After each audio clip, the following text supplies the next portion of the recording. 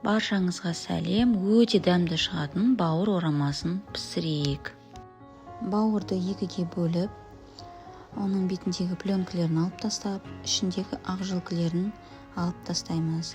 Бауырды алақанның көлеміндей кесіп, арасында қалың жерлері болса, видеода көрсетілгендей, оны пышақпен тіліп, жұқа етіп жайып аламыз.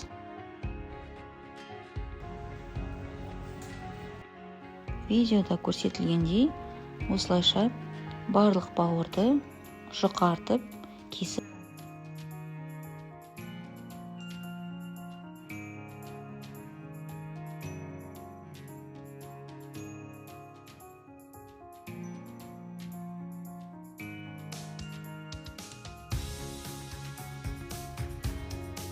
Барлығын кесіп болған соң, ыдысымызды алып, оған 2 сарымсақты үккіштен өткізіп, бұрыш салып, тұз салып, өзіңізге ұнаған дәмдеуіштерді салып, бауырдың сыртына, жаңағы бөліктердің барлығына жағып шығамыз.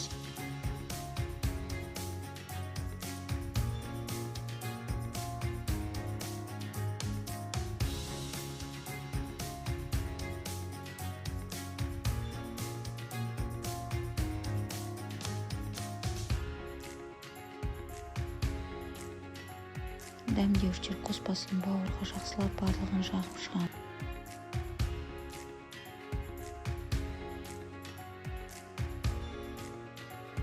Дайындап қойған іш майды жайып, барлық бауыр бөліктерін үстіне қойып шығамыз.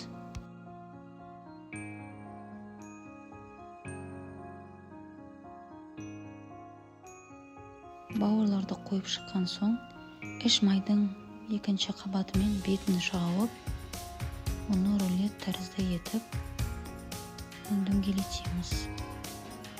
Артық іш майды қайшымен қиып тастаймыз.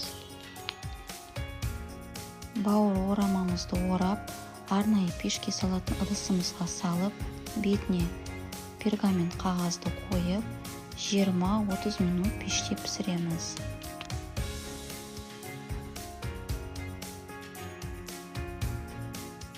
Бауыр орамамыз дайын болды.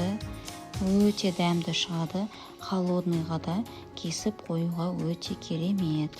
Ас болсын.